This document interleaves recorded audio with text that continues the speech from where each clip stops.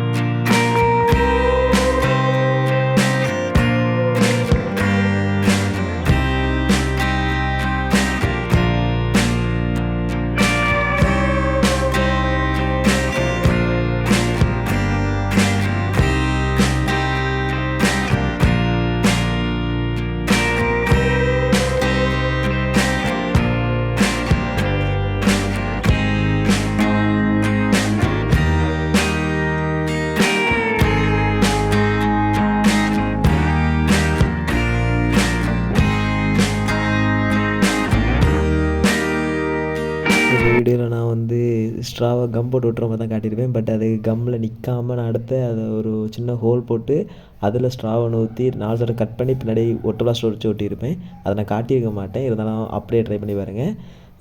அதில் come straw இல்லை செம்மையாக ஒட்டி பிடிக்காதனால செம்மையாக ஸ்ட்ரா நிற்கல. ஓகேவா? ஓகே, மறக்காம இந்த வீடியோ பிடிச்சிருந்துச்சுன்னா அதுக்காக கமெண்ட் நல்லா இருக்கும், ஏதாவது ஒரு கமெண்ட்டை தட்டி விடுங்க. ஓகே, பாய். அப்புறம் பார்ப்போம், அடுத்த வீடியோவில் பார்ப்போம். ஓகே, கடைசியில் எப்படி இருக்கு மட்டும் சொல்லிட்டு போயிருங்க. பாய்.